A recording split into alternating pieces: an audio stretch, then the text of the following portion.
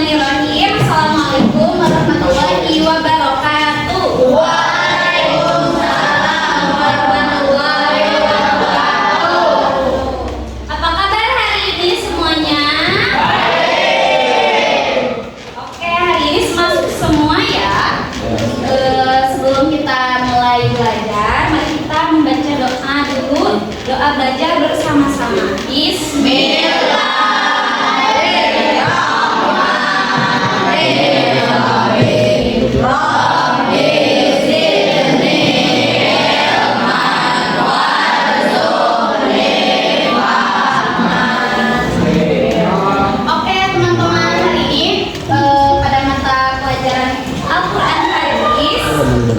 Ini adalah tentang indahnya bacaan Al-Quran dengan ilmu tajwid. Nah, di sini siapa yang sudah tahu ilmu tajwid atau sudah belajar atau sudah jago ilmu tajwidnya? Siapa yang sudah Qurannya? Di sini ada gambar apa teman-teman? Ada gambar kegiatan apa ini? Mengaji atau membaca.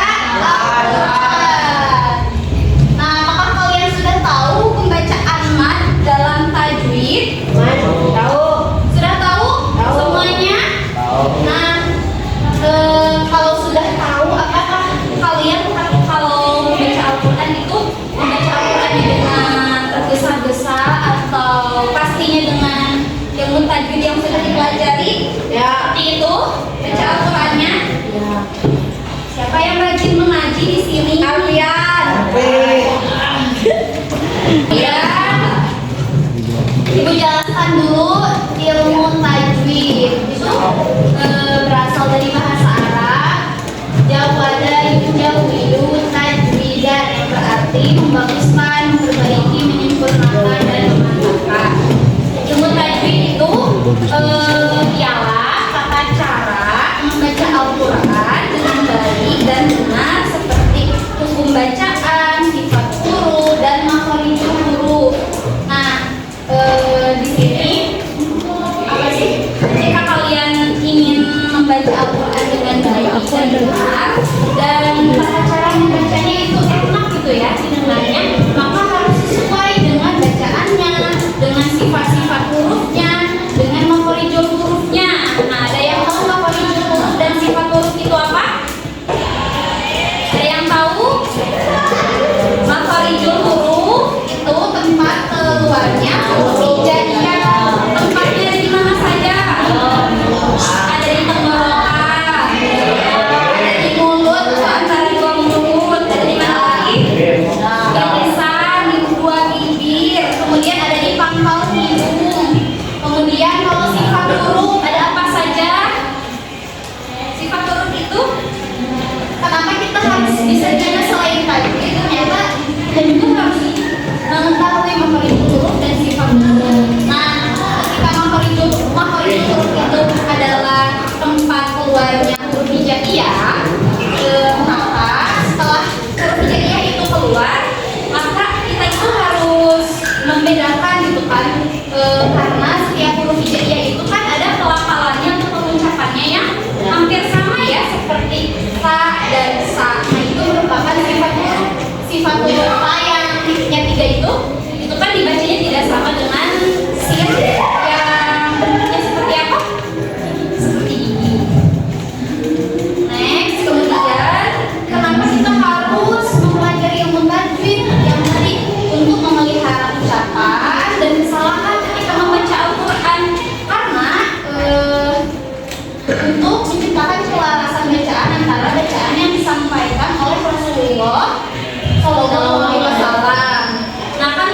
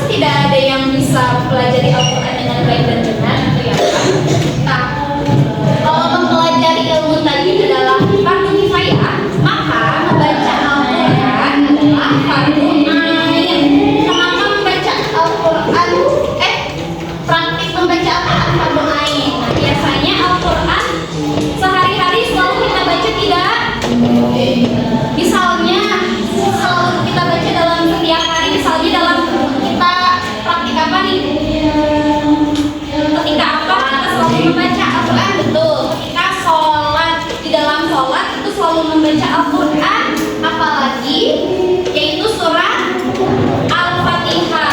Al-Fatihah wajib harus ada pada sholat karena Al-Fatihah merupakan adalah salah satu rukun sholat.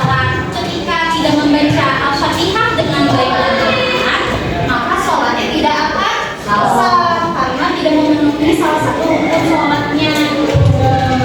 Nah, setelah itu, ketika fardu kifayah itu telah mempelajari ilmu tajwid yang hukumnya fardu kifayah itu telah dipelajari dan kita membaca Al-Quran juga fardu ain, maka nanti pahalanya juga akan double karena membaca Al-Quran dengan baik, membaca Al-Quran dengan yang tajwidnya masih terbatas aja masih mendapatkan pahala gitu ya dari Allah, apalagi ketika membaca Al-Qurannya ilmu tajwidnya terpenuhi.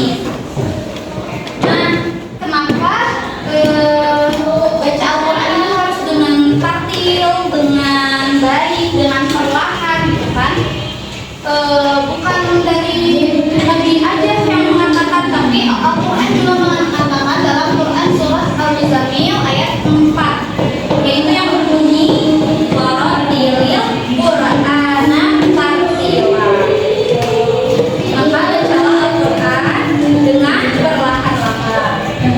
Nah, hukum bacaan mad ada dua, yaitu mad asli atau mad tabi'i dan juga mad far'i, yaitu cabang-cabang atau bagian hukum mad yang jumlahnya ada 14. Ada mad tabi'i. Mad tabi'i itu adalah mad asli yang hurufnya ada 3. Mad tabi'i itu ada 3, ada hurufnya ada alif, ada waw dan ya. Alif disebut alif apabila sebelumnya ada alifnya teh tidak ada harkat fathah, tapi sebelumnya ada alif yang berharkat fathah. Contohkan dulu. Nah, kemudian ada wawu sukun yang sebelumnya ada huruf yang berharkat doma. Setelah itu yang ketiga ada huruf ya. Huruf ya sebelumnya berharkat kasroh. Seperti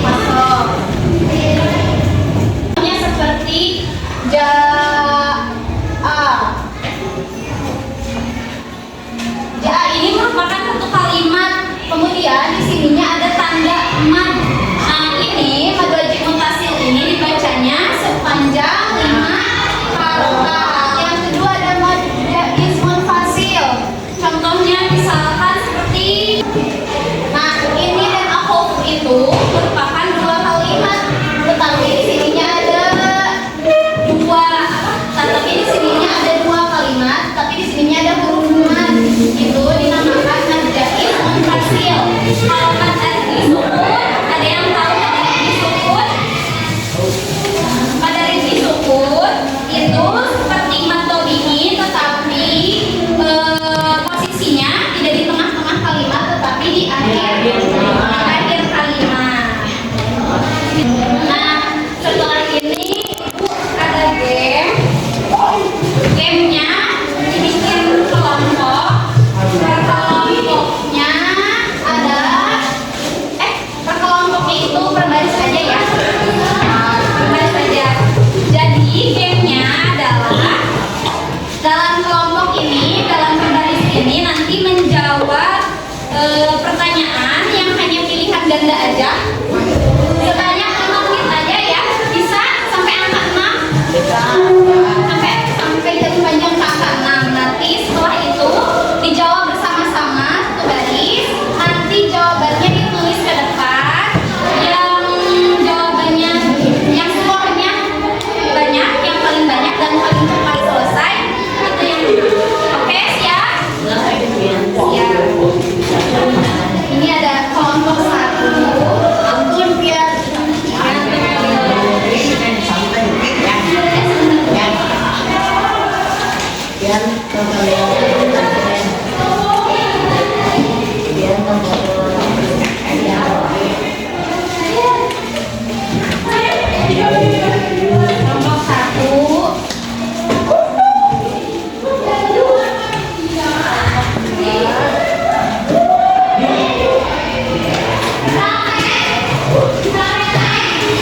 Kelompok 3.